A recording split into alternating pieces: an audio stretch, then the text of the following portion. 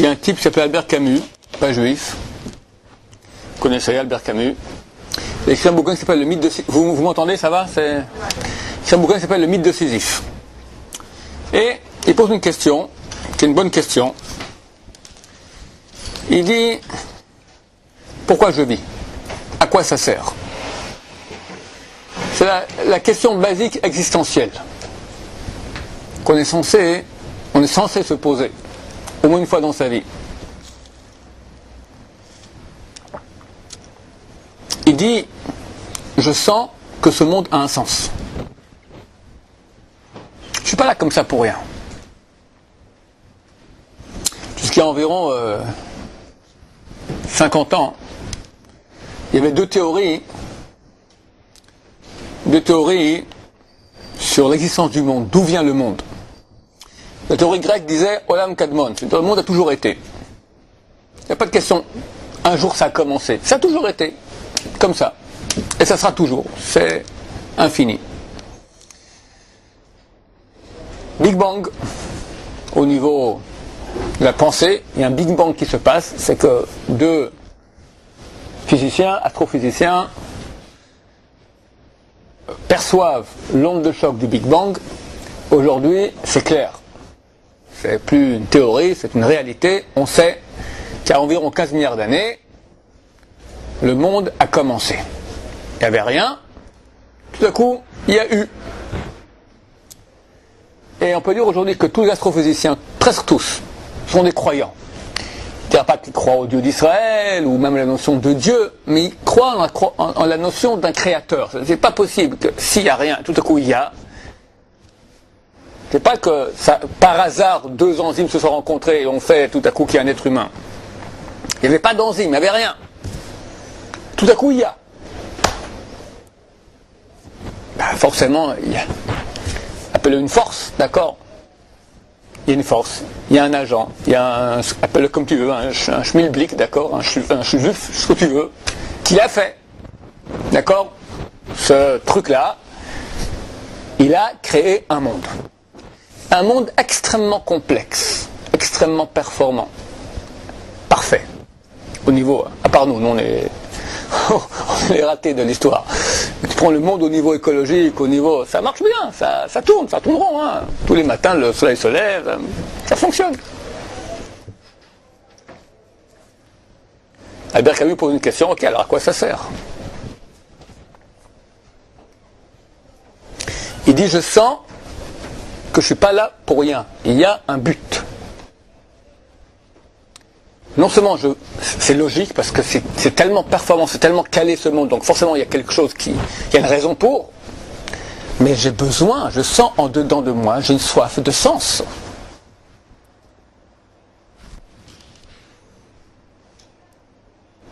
Chazon-Ish, c'était son Yortzeit Saïloula il y a une semaine, quelques jours, il écrit un bouquin qui s'appelle Chazon-Ish, c'est un grand rabbin de Bnei Brak ici, il a décédé un peu plus de 50 ans.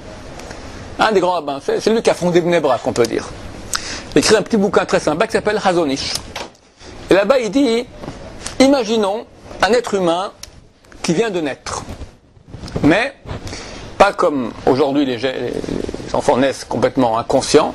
Il vient de naître, mais il a 20 ans. Il a les mêmes facultés qu'un être de 20 ans. Mais, à la différence que le type de 20 ans, ça fait 20 ans qu'il vit dans ce monde, ce type-là, il vient de naître. Il y a une seconde, il n'était pas là. Tac, de coup, il est là. Voilà. Alors, il vient de naître, et il vous voit là. Il dit, qu'est-ce que c'est? Bon, il comprend qu'il y a lui, puis qu'il y a vous. Et il voit sa main. Est-ce qu'il sait que sa main, c'est lui? Qu'est-ce que vous croyez? Pardon? Il a faculté de quelqu'un de 20 ans. Ouais. Il analyse, ouais. Mais il ne sait pas encore que c'est lui.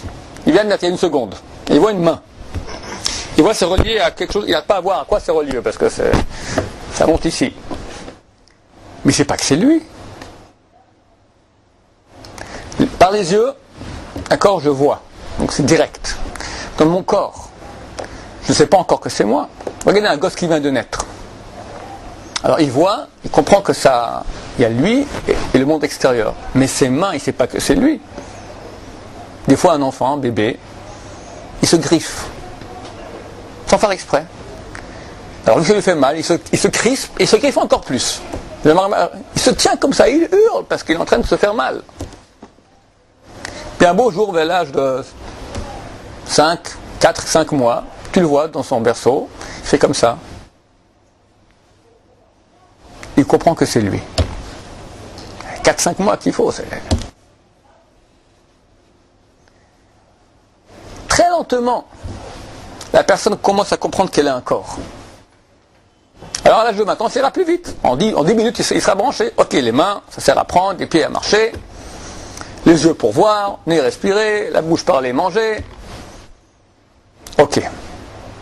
Et tout ça, à quoi ça sert? Qu'est-ce qu'on fait là? Il y a un monde. Expliquez-moi, c'est quoi le but de l'opération? Ne pose pas de questions, vas-y.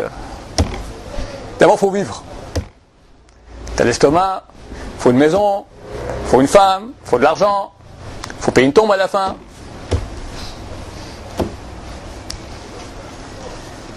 Ok, mais stoppons avant. Ok, ça c'est faire marcher la machine. Mais à quoi elle sert la machine? Il y a bien un but. Je vous dis pas, c'est pas du judaïsme, c'est pas de la Torah que je fais maintenant, c'est de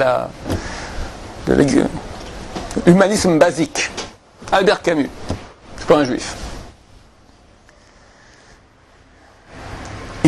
Il dit, j'ai une soif de sens.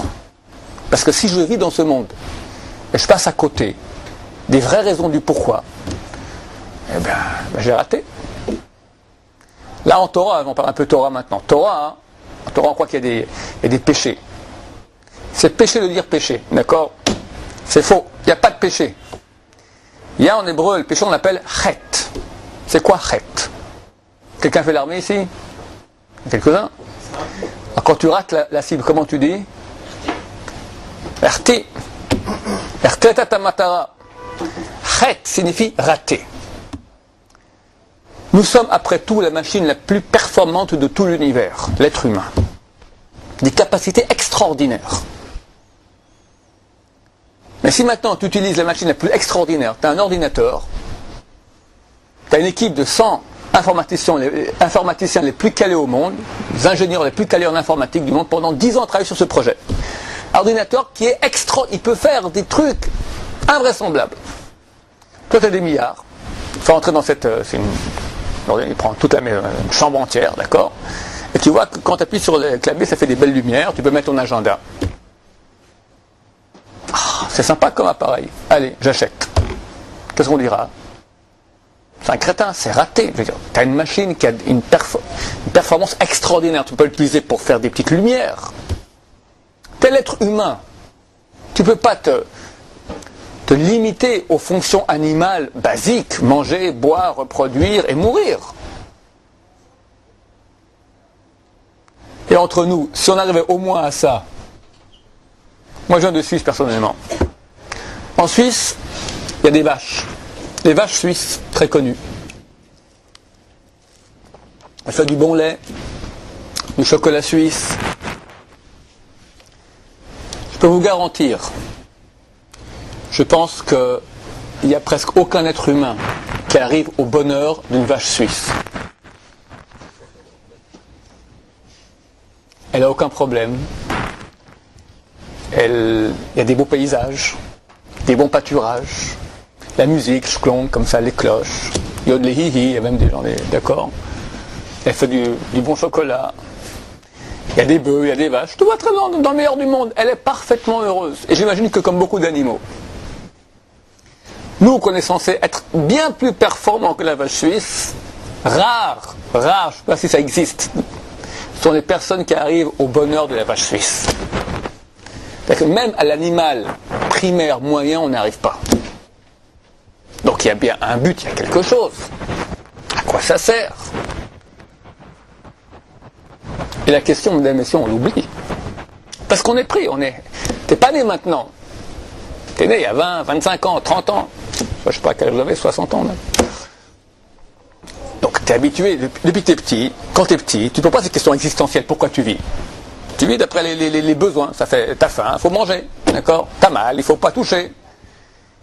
Et t'es habitué à fonctionner de façon animale. C'est-à-dire, le corps, s'occuper du corps. Pour ça, il faut un diplôme, il faut de l'argent, il faut une maison, il faut de bagnole. Tu as aussi des pulsions un peu plus élevées. Kavod, il faut des honneurs, pouvoir. Un peu les animaux aussi. Ils ont chacun son territoire, d'accord? T'as le pouvoir. Et puis t'as les relations homme-femme. Alors là, t'as les coqs, t'as les poules, t'as cocorico, cote-cote, d'accord? Le monde fonctionne comme ça. Sur les hommes qui font le beau et les filles qui font les belles. Mais ça, c'est les fonctions primaires. À quoi ça sert tout ça? Et on s'oublie. Nous, on s'oublie. Parce qu'on est pris par cela. C'est pas que la question n'existe pas, elle est là. Elle est primordiale. La Kabbalah, une secte juive, dit que l'être humain, Adam, en valeur numérique, c'est 45. Aleph c'est 1, Dalet c'est 4, Mem c'est 40. 45.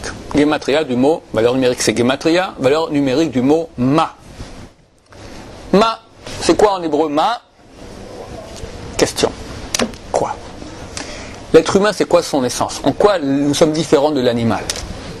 Nous sommes capables de nous mettre hors de nous-mêmes et nous dire quoi? Qu'est-ce que c'est? Pourquoi je suis là? Pourquoi? Comment on dit en hébreu? Lama. Lama, ça vient de l'être Lamed. Lamed, c'est la seule lettre de tout l'alphabet qui dépasse les autres. Toutes, pour un certain modèle, la seule qui monte plus haut, le Lamed. Pourquoi? Elle regarde vers le haut. Il y a un sens. Nous sommes le seul être de l'univers qui est capable de fermer les yeux et de penser qu'il pense. L'animal, il est ce qu'il est. Il ne peut pas se mettre hors de lui, avoir un regard objectif sur lui. Il vit, mais il ne pense pas qu'il vit. Comment on dit l'animal en hébreu? Behema. Behema, ba, ma. En elle reste la question. Ba, dans son intérieur reste la question. La sagesse, l'intelligence, c'est pas la faculté de savoir beaucoup de choses. C'est la faculté de poser des questions intelligentes. On appelle ça en hébreu chokhma. Chokhma, le mystique juif dit interverti les deux premières lettres, ça fait koach. La puissance de dire ma. Se remettre en question. Pourquoi je suis là? Quel est le sens? On est bien là pour quelque chose. Bon, Albert Camus écrit un bouquin entier, le mythe de Sisyphe. À la fin, il conclut: je ne sais pas pourquoi je vis. Je suis incapable de savoir. Normalement, il dit: je devrais me tirer une balle. Parce que comment vivre une vie sans sens? Mais c'est un peu dur, c'est pas trop agréable de se tirer une balle. Alors, je continue à vivre, à vivoter, comme Sisyphe. Sisyphe, c'est quoi? C'est un héros un dieu de la mythologie grecque, qui pousse un gros rocher au haut d'une montagne, ça arrive là-haut, ça dégringole de l'autre côté, et on recommence comme ça tous les jours. Une vie pénible, sans sens. Bon, ça c'est Albert Camus. Nous, on va aller plus loin quand même, parce que c'est tragique le constat. Il dit: je vis un paradoxe terrible, j'ai soif de sens, et j'arrive pas à trouver le sens. J'ai un oncle, très vieux maintenant, multi quelquefois encore, millionnaire on va dire. D'accord? À Londres. Et il a dit un jour à ma mère, sa sœur: je suis jaloux de ces Anglais. Ils sont capables de prendre une chope de bière dans la main droite, un hot dog dans la main gauche, regarder un match de foot, et c'est tout leur bonheur. J'arrive pas. J'aimerais pouvoir me débarrasser de ces questions. Il est torturé, le pourquoi et le comment. C'est bien, nous on dit, on appelle ça neshama. Les animaux, ils ont ce qu'on appelle nefesh. Nous on a des degrés supplémentaires. Ruach, neshama, chaya, yechida, c'est toutes les parties d'âme. Plus les parties d'âme sont hautes, plus elles te branchent vers l'âme, vers le haut. Ça veut dire le sens, la vérité. La vérité. Passe pas à côté de toi. Où est la vérité? Tu as une soif de vérité. Un animal n'a pas de soif de vérité. Un gosse, 7-8 ans, je pose aucune question. Pourquoi tu vis? Pourquoi je vis? Pourquoi je vis? Pour vivre heureux. Mais quel sens? Est-ce que tu cherches la vérité? Il ne comprend pas de quoi tu parles. Vers l'âge de 15 ans, pour les gens précoces, 20 ans, puis il y en a qui toute leur vie, peut-être un peu dans leur lit de mort, ils se réveillent peut-être des fois. Mais normalement, quelqu'un est capable de poser des questions, comme je suis en train de vous le faire maintenant, de réveiller un peu cela. C'est la question basique.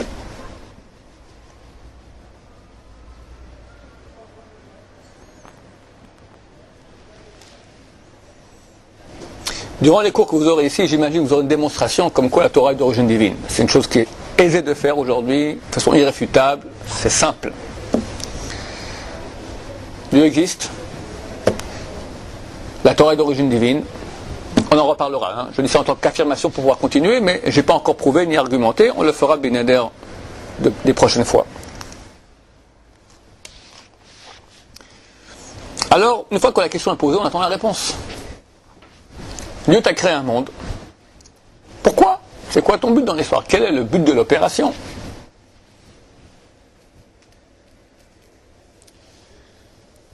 Il est inhérent à la notion de divinité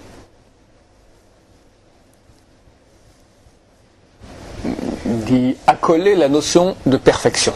Dieu, forcément, est parfait. On ne peut pas avoir la notion de Dieu qui n'est pas parfait. Dieu, c'est l'absolu. C'est parfait, c'est parfaitement bon, c'est... D'accord. Si quelqu'un n'est pas d'accord, qu'il hurle, d'accord. Je ne suis pas là pour... J'aime quand ça, il y a les débats. Étant bon, c'est marqué pourquoi Dieu a créé le monde, étant bon, il est de sa nature de vouloir octroyer le bon. Vous voulez qu'on parle un peu plus... Vous voulez qu'on parle profond aujourd'hui ou juste moyen? Hein? Pardon? Non, parce que des fois, ça vole trop, puis on préfère rester moyen. C'était pour des jeunes étudiants. On peut... Il y a des questions que c'est une petite parenthèse donc, en train de dire, quand on dit... Pourquoi Dieu a créé le monde? Il y a un problème dans cette question. Parce que si il y a une réponse à ce pourquoi, c'est-à-dire que Dieu a des besoins. S'il a des besoins, il n'est pas parfait. Donc c'est pas Dieu. Si c'est Dieu, donc il n'y a pas de besoin. Donc pourquoi il crée le monde? Vous avez la réponse? Alors il y a un petit jeu philosophique. On dit n'importe quelle phrase la plus bête qu'il puisse y avoir. Comme c'est que les gens sont trop intelligents, ils cherchent dites une phrase la plus anodine qu'il puisse y avoir. Je vous laisse 5 minutes de réflexion.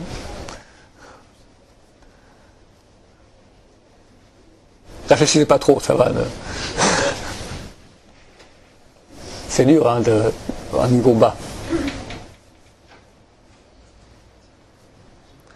Osez, mesdemoiselles, messieurs, osez. Hein? T'as faim. Merci. Sur cette proposition, j'ai faim, je pose la question, pourquoi? Pourquoi t'as faim? J'ai besoin de chance. Il faut traduire ce que tu dis. Pourquoi j'ai faim? Mon corps manque d'énergie. Cette énergie, je peux la recevoir par de la nourriture. Donc mon corps exprime, il est programmé pour exprimer le manque d'énergie par un sentiment qui s'appelle la faim. Ok? Pourquoi le corps a-t-il besoin d'énergie? Là, je peux répondre, je peux poser deux questions. Pourquoi? Pourquoi, quand le corps a besoin d'énergie, ça crée de la faim? Ou pourquoi est-ce qu'un corps, quand il manque d'énergie, pourquoi un corps peut arriver à une situation de manque d'énergie, il a besoin d'énergie? Pas parfait. Il n'est pas parfait. Se fatigue. Pardon? Se fatigue. Se fatigue. Pourquoi un corps se fatigue? Ça revient au même. Pourquoi un corps, lorsqu'il a donné de l'énergie, il est en manque, il a besoin d'une autre énergie? Il se fatigue, c'est la même chose. Pourquoi un corps se fatigue? En bon français. C'est la deuxième fois que je pose la question. Donc, pourquoi tu as faim? Parce qu'il y a un manque d'énergie. Pourquoi est-ce qu'un manque d'énergie, il crée de la faim? Pardon? Il est limité. Même chose, fatigue limitée. Oh, qu'est-ce que tu veux? Il est limité. Alors, pourquoi est-ce qu'il est limité? Parce qu'il est conçu comme ça. Très bien. Pourquoi c'est construit comme ça? C'est parti d'un cycle. Hein? C'est parti d'un système, d'une narration. Ça, c'est avant. On est déjà arrivé à la réponse. Il est parce qu'il est construit comme ça. Il est en cycle. Ok. Pourquoi il est en cycle? Parce qu'il est construit comme ça. Alors pourquoi est-ce qu'il est construit comme ça?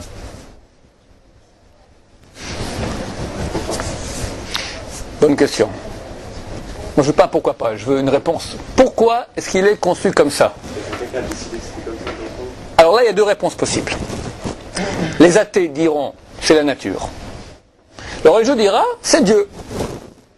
Mais de réponse, il n'y en a pas. Il y a une donnée. La nature, vous savez, la nature, valeur numérique, 86 en hébreu. Hateva, c'est la nature. Elohim, le mot Elohim en valeur numérique, c'est Hateva, la nature. Elohim, c'est le nom de Dieu qui s'occupe de gérer le monde naturel.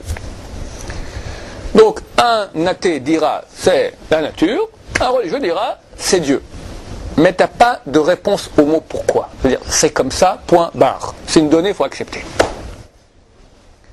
Là, c'est une autre phrase. On refait le coup. Je te saoule. Pourquoi?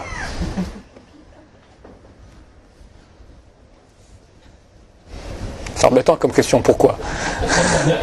Apparemment, je sais pas, quelqu'un qui regarde le boulot, il commence à lui prendre la tête. Tu parles de moi? Pourquoi, quand on revient du travail à cette heure-ci, on nous saoule avec des considérations philosophiques, on ne sait pas où est le but de l'histoire, alors qu'on est fatigué, on va bien aller dormir. Hein? Pourquoi est-ce que, lorsqu'on est fatigué, après une journée de travail, il est difficile de réfléchir à des idées purement philosophiques dont on ne voit pas tout à fait l'utilité à prime abord? Pourquoi?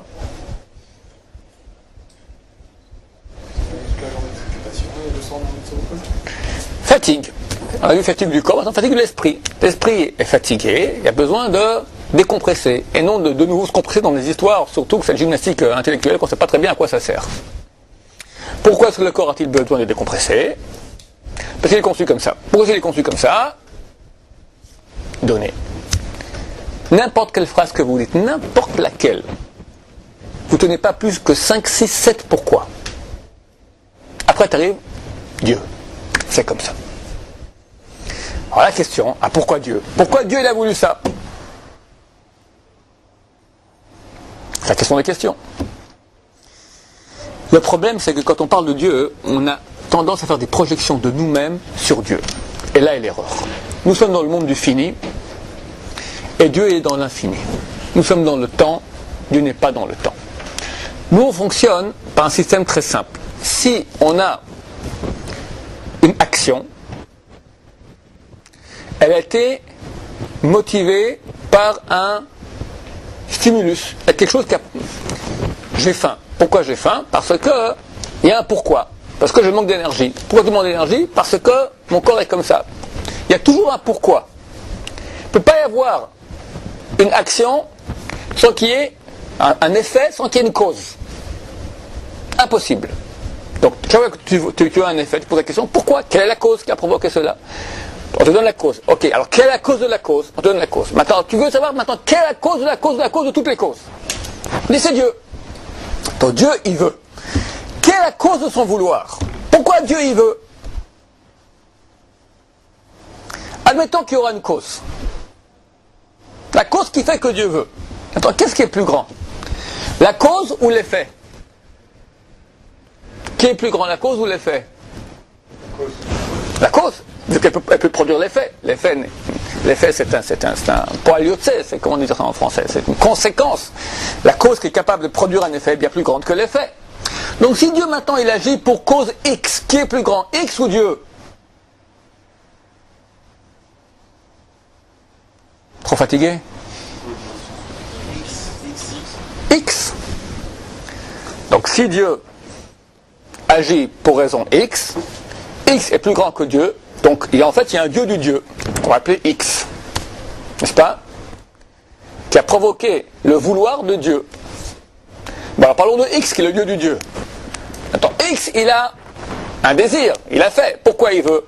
Il y a une cause qui a provoqué. On va appeler Y. Qui est plus grand, Y ou X? Y. Bon, Y il veut. Bon alors, on comprend qu'on finit pas tout. On veut la cause des causes des causes. À la base. C'est infini. Alors à la base, et c'est là où c'est dur, si on a un peu de maturité intellectuelle, vous êtes des étudiants, vous allez comprendre ce que je veux dire, c'est que nous, on a une projection de comment fonctionne l'être humain, ou le monde qui nous entoure, et on refait ça sur Dieu. Or, Dieu ne fonctionne pas comme ça. Dieu, il est la cause des causes. Il est la cause première. Il veut. Pourquoi il veut? Parce que tel est son vouloir. C'est tout. Et c'est pas un jeu de mots, c'est la cause des causes. Il n'y a pas de cause plus puissante que le fait que Dieu veuille. Pourquoi il veut? Il a une très bonne raison de vouloir. Quoi? Il veut. C'est la raison des raisons, parce qu'il est la cause première. C'était une parenthèse. On va dire aux choses un peu plus... Donc Dieu, parce qu'il veut octroyer le bien. Il crée le monde.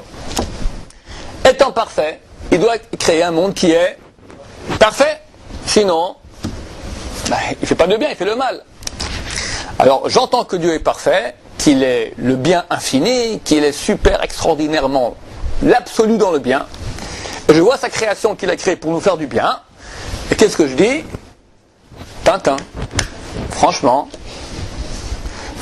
pas très calé, hein. Genre, dans le coup raté, c'est plutôt raté. La moitié des couples qui pètent, la moitié qui se shootent à l'héroïne ou à la coke ou au shit, la troisième c'est dépressive, la quatrième, je sais pas moi, terroriste. C'est un monde terrible, complètement raté. Tu connais un type qui est heureux là sur Terre? À votre âge encore, peut-être de temps en temps. Ouais. Un monde de malheur, de faim, de Shoah, de tristesse. Et pour finir, sous terre. Alors là, c'est couché à ça. Dieu est parfait, il veut octroyer le bien, et il crée ce monde. On va expliquer. Dieu effectivement est parfait. Étant parfait, veut m'octroyer le bien le plus parfait qu'il puisse y avoir. Quel est-il? Un petit sketch, c'est moi Dieu, vous êtes l'humanité, et vous avez une entrevue très spéciale avec moi, en privé, là, à l'hôtel, comment ça s'appelle l'hôtel? Déborah, et vous écoutez les potes, ce que vous voulez, moi je suis Dieu, je vous donne. Je peux donner tout, et je vais vous donner le meilleur qu'il puisse y avoir. Qu'est-ce que vous demandez? Un Khata, une Kala, non bon. L'argent, une Ferrari, quoi? La paix dans le monde? Le savoir? Quoi ça sert le savoir? Le roi Salomon a dit Mosif dat, Mosif machov, celui qui a plus de date, il a plus de douleur. Un enfant, il est heureux. 6 mois dans le bras de sa maman, tout va très bien. Plus tu deviens inconscient, plus tu vas, c'est la galère de ce monde.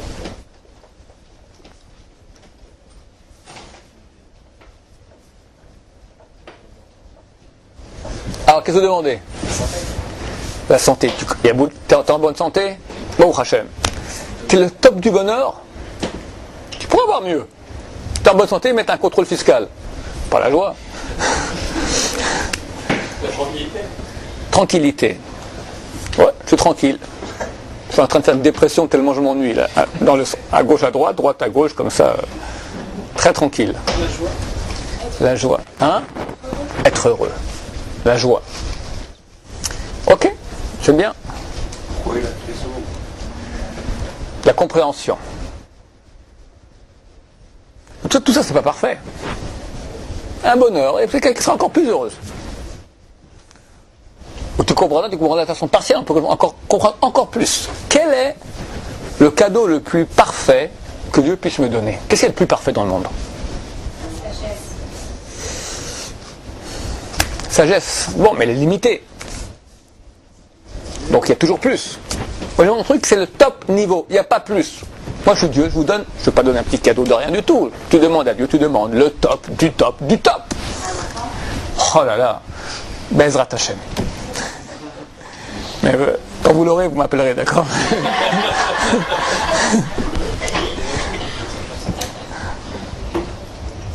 n'a pas déjà donné ordre dans la vie. Prendre sa place. Ah, ça devient intéressant. Comment tu t'appelles, cher ami? David. Dieu, il est parfait. Eh bien, moi, je veux toi. Je veux être Dieu. C'est le plus parfait qu'il puisse y avoir. Moi, je peux donner ce que je veux. Je te donne la vie, je te donne un enfant, je te donne une copine, je te donne de l'argent, tout ce que tu veux. C'est limité. La source de tous les bonheurs, la source de la vie, la source de tous les biens que tu peux dire, c'est quoi? Dans une amplitude infinie, maximale, absolue, le top du top du top. C'est qui? C'est Dieu lui-même. Dieu crée ce monde et me propose, tu sais quoi, ce que je te donne moi. Viens, prends. Fantastique. Alors c'est quoi Dieu? Dieu, on ne sait pas qui il est. Mais il se manifeste et il a un nom. Le nom exprime l'essence. En hébreu en tout cas, on fera peut-être un jour un cours là-dessus. Le nom exprime l'essence. Le nom de Dieu, c'est le nom qu'on n'a pas le droit de prononcer. C'est 4 lettres. Yud, et puis il faut dire et puis Hei, et puis Vav, et puis Hei. On appelle Shem Havaya. Le nom de Havaya, de l'être. L'être. Être. C'est la contraction de 3 mots en hébreu. Havaya, Yud Ke Vav Ke. C'est la contraction de Haya, Hove, Veye. Qui était et sera. En français, il traduit cela l'éternel. D'accord? Être. Quand je viens de ce monde, quand je regarde ce monde, en tant que philosophe non juif, je vois que le monde, au moins, il est. Il y a de l'être. Quelle est la source d'être? Yud Ke Vav Ke. Il est. Donc, première chose qui me donne, c'est être. C'est-à-dire quoi être? On peut dire que ce verre, il est, n'est-ce pas? Mais c'est un être très très petit. Pourquoi? Dans quelque temps, il disparaît. C'est un verre jetable, comme indique son nom. Donc c'est un être jetable, c'est pas un être absolu.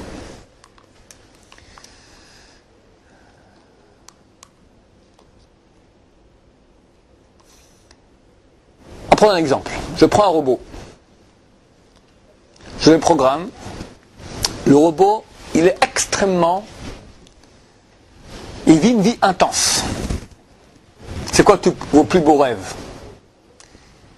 Du scuba diving atomique dans la fosse des Philippines. Du ski en neige vierge dans l'Everest. Planeur au-dessus de l'Alaska. En boîte. La boîte avec la bombe, avec le vin, avec à 15 000 € la bouteille, avec Bush à ma gauche et Obama à ma droite. D'accord? Et ça, mon robot, il fait tout ça. Il s'éclate. C'est pas le club Med, c'est le club... Je sais pas de nom, d'accord? Le club. Donc tout ce qu'il fait, c'est moi qui ai programmé. Lui, est-ce qu'il est? Il n'y a rien. Rien. C'est une machine programmée, de A à Z. Il n'est pas. Je peux même faire des senseurs. Il y a des senseurs, comme un être humain. C'est un être humain, hein, un golem, un robot très performant. Et il y a des senseurs. Il sent de la jouissance, il sent de la douleur. Mais tout ça, c'est programmé. Et quand il y a une jouissance, il fait « ah ah ah, qu'est-ce que je suis content ». Et quand il souffre, il « ah ah, qu'est-ce que j'ai mal ». D'accord? Il peut, une programmation. Est-ce que le robot est? Il n'est pas. Le jour où moi je dis aujourd'hui ping-pong, il me dit non, aujourd'hui sieste. Je dis attends, il y a un problème là. Ping-pong. Et le robot me répond non, sieste. Contrairement à ma programmation. Là le robot est. Parce que moi je lui dis une chose, je programme, et lui dit non. C'est-à-dire, il y a un être différent que moi, il y a une volonté propre. Dieu est le grand programmateur de l'univers. De l'univers, il y a combien de règnes? Minéral, végétal, animal, humain, et moi j'ajoute angélique, c'est-à-dire tout ce qui est les notions divines. 5 règnes. dans le monde minéral, dans le règne minéral, est-ce qu'il y a des êtres vivants d'après la définition que j'ai donnée, un être qui a une volonté propre à lui, il est par lui-même, une volonté intrinsèque, un être intrinsèque, il y en a? Impossible. Tu as un caillou de granit, il dit j'aurais bien voulu faire un diamant, il peut, il reste granit. Végétal, j'aurais une tulipe qui aimerait bien être un coquelicot. Désolé ma chère, tu restes tulipe. Animal. Oui. Le chien. Le chien se trouve devant un choix existentiel. Et devant lui un nonos de bonne qualité, mais je mets devant lui un gourdin. Et il comprend que s'il prend le nonos, c'est un coup de gourdin. Il doit choisir. Parce que d'un côté, s'il prend le nonos, alors il y a une jouissance, mais un coup de gourdin, ça fait mal. Alors pas de gourdin. Et pas de gourdin, pas de nonos non plus, ça fait mal aussi. Qu'est-ce qu'on fait? Nonos, gourdin, nonos. Est-ce qu'il a un choix? Hein? Aucun choix. Il est programmé par le grand programmateur qu'on appelle la nature ou Dieu, comme vous voulez. Tous les animaux ont une programmation qui part depuis le bas, souffrance intense, plaisir intense. C'est la seule échelle qu'ils ont. Sa programmation lui dit, fuis la souffrance, recherche la jouissance. Alors comment il va réagir? Ça dépend. Si c'est un chien affamé, ça fait 3 jours qu'il n'a pas mangé, il va le beau nonos, il le prend, quitte à recevoir même 3 coups de gourdin. Parce que la faim qu'il a, elle est pire que le coup de gourdin. Si c'est un chien gâté, il vient de sortir d'un repas canigou chez Maxime, et voit un beau nonos et le gourdin. Ben, qu'est-ce qu'il dit? Moi, je me risque pas. Moi, c'est un coup de gourdin pareil pour un nonos pareil. Donc, il refuse. Donc, en fonction de la souffrance, jouissance dans l'échelle, il va choisir. Qu'est-ce qui fait le plus mal? Tous les animaux fonctionnent comme ça. Mais de choix propre, il n'y en a pas. On est d'accord là-dessus? Le robot aussi. Le robot aussi. Le robot aussi. Le robot n'existe pas. Je suis en train de dire maintenant que rien n'existe. Tous sont programmés, c'est tous des êtres morts.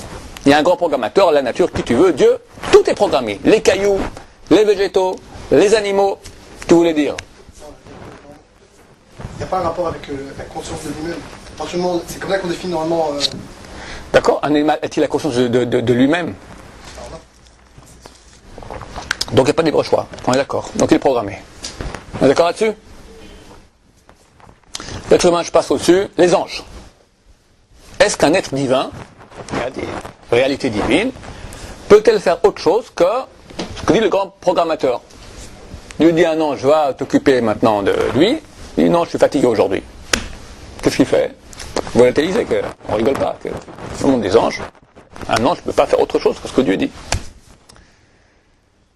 Eh bien, Dieu a créé le 4e, là, l'être humain. L'être humain. L'être humain, c'est la révolution.